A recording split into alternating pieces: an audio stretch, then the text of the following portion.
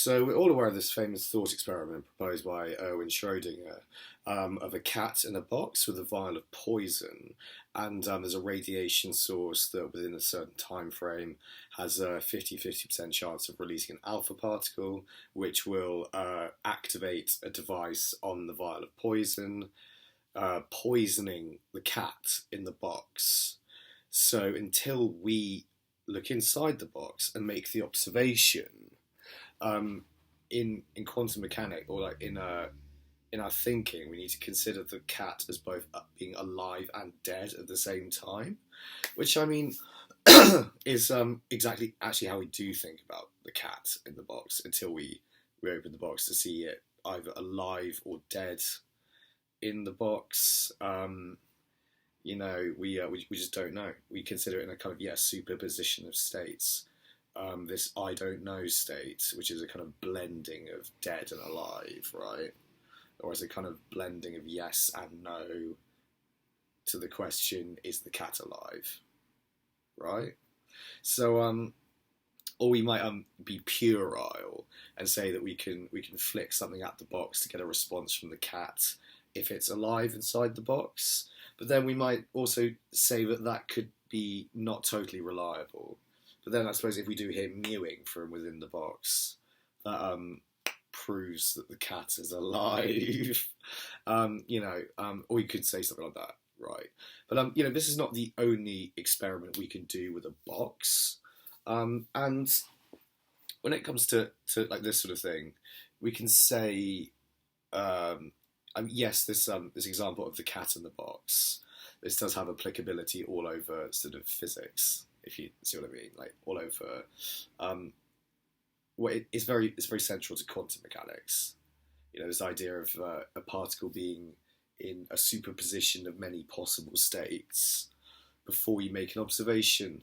I'm not 100% certain I believe in the truth of that, though, or in the literal truth of it.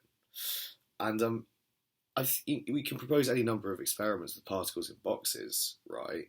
I mean, say we flip a coin inside a box. So we've got a little coin on a little spring, a device, and the spring is going to flip the coin up inside the box, which we can't see, and it's going to be either heads or tails, right? So, like, whether or not we make an observation of that changes nothing at all about whether or not the coin is in the state of heads or tails, right? So we don't treat it really as being in a superposition of states until we measure it, or until we observe it. Our observation of that system has nothing at all to do with what's going on inside the system, nor, by the way, does the system involving the cat. But I mean, this might be a slightly better thought experiment to try and understand quantum mechanics, because this flipping a coin inside a box, like, this is very similar, very, very similar to what's going on with the cat. In essence, it's the same thing in terms of probabilities, because the cat has a 50-50% chance of being alive or dead, and that's all we know going into it. So it's really the same experiment.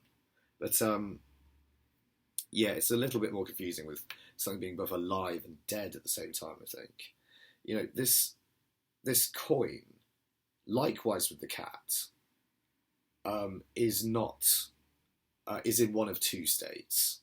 And something within the system that's going on that we don't know about has caused this outcome that we can't yet know until we measure it, until we perform some sort of observation or experiment. Or if we probe it somehow, if we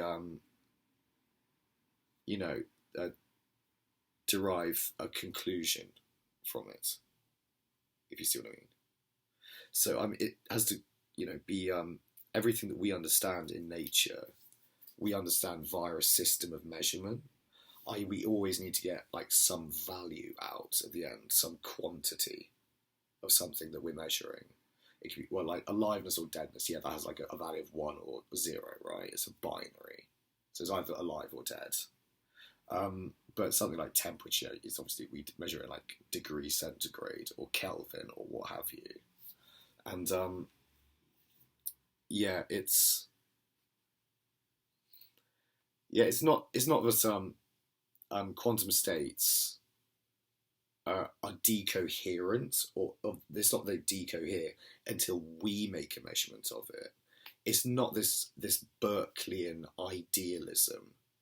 Quantum mechanics connects to nothing like that at all. It really doesn't. What it states is that uh, the measurement is going on in spite of whether or not we can observe it. That's the point of it, I think. We don't know anything about the system until we're able to probe it and find out what's happening within the system. I think that's more like what quantum mechanics says. So it's not that values in nature uh, occupy a wave function or anything like this. Since like your average electron traveling around in space is not quantumly decoherent.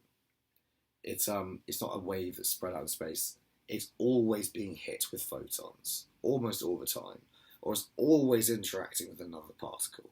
All particles in nature do this. We can, to some extent, with like very low temperatures, we can